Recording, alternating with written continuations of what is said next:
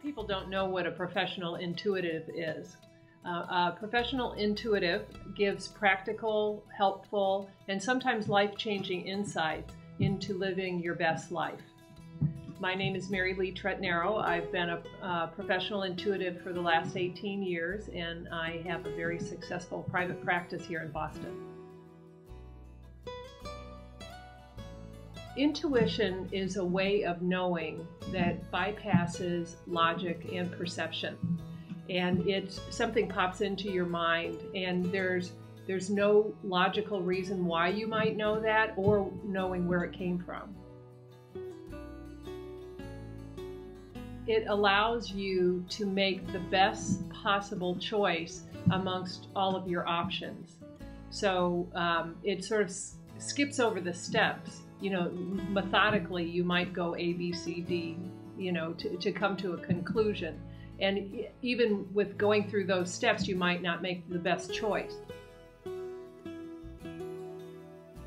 What intuitive is always trying to get at is, you know, information for you that would help you thrive. That's why we always say, you know, with the highest and best intent, or for our highest and best good, because we don't always know what what's our highest and best good.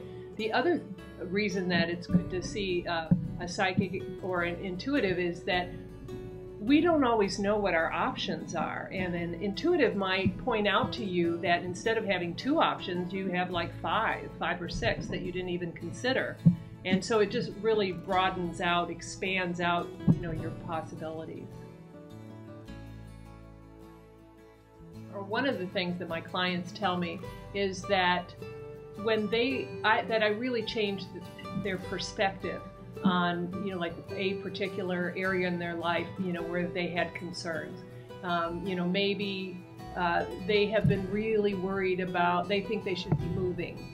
And there's a lot of energy that gets tied up when you decide to move. But really what they're, you know, in the reading, it may come out that what they really need to do is really get down and work on their relationship. So by taking them away from, taking their attention and focus off the move, that they're freed up to work on the thing that gives them the most anxiety. And so then they just, you know, they just see like a bigger picture, or when you start focusing on the right things, other things start falling into place, you know, and so it's a way of getting unstuck.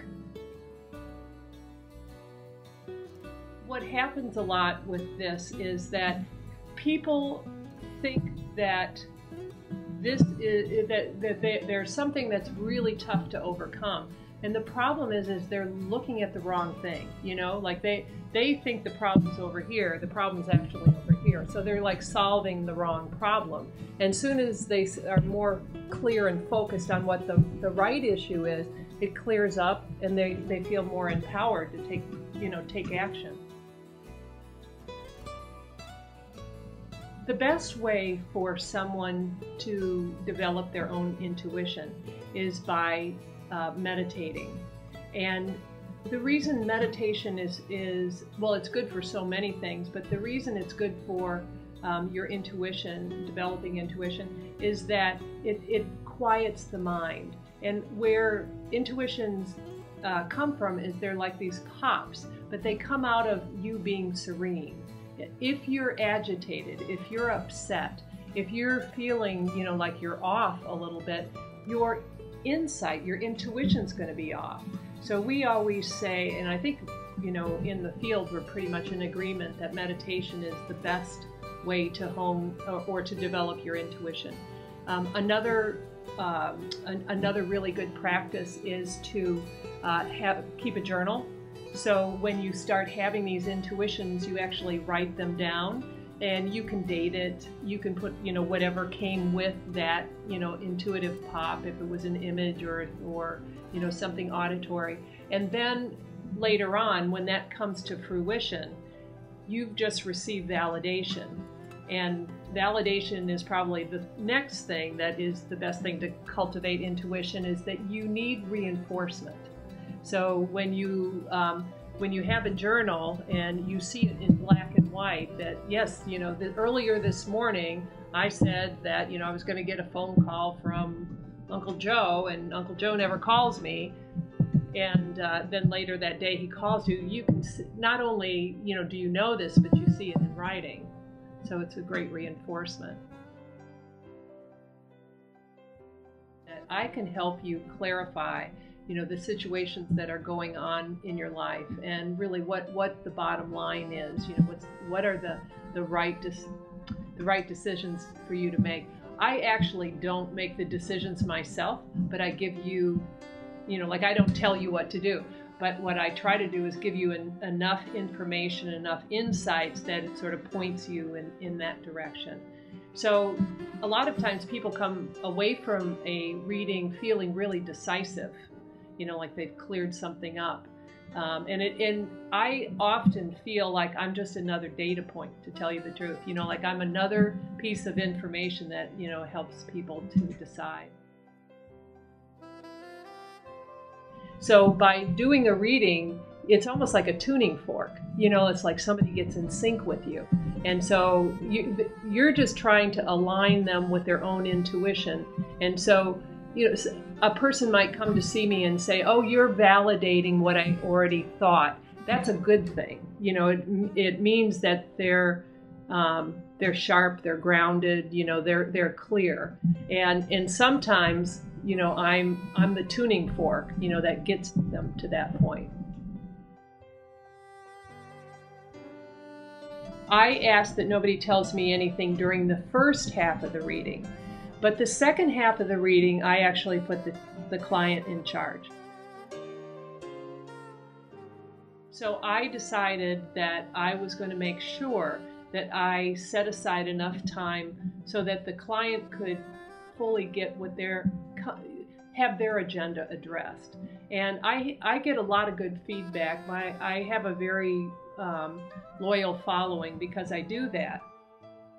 I ask them to come prepared with a list of questions so that by the time they walk away, they've really had the ultimate opportunity, for, my intuition and my guides and their, and what their focus is.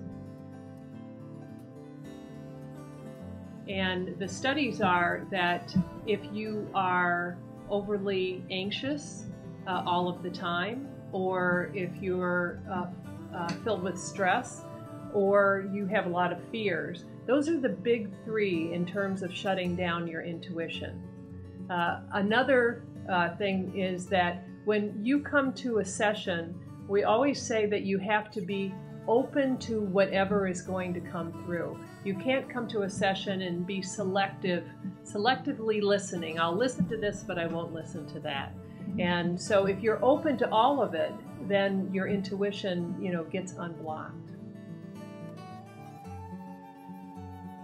When I'm working with a client and we've unblocked their intuition, then we start working with decision making. And one of the best things in terms of decision making is for them to be grounded.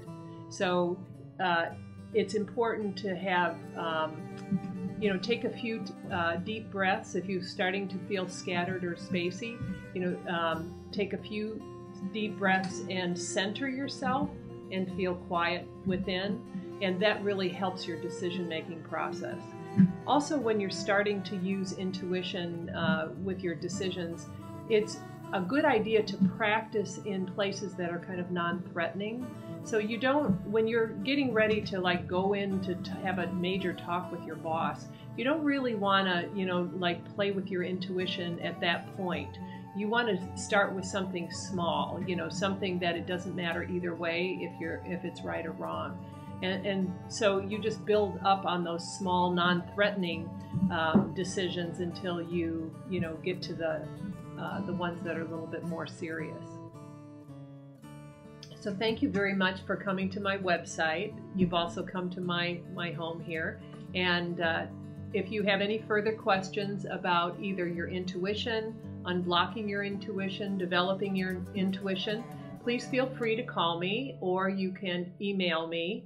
You can also follow me on Facebook or Twitter or Pinterest. And also, I have a newsletter, and feel free to sign up for that as well. So thank you so much for coming to my website.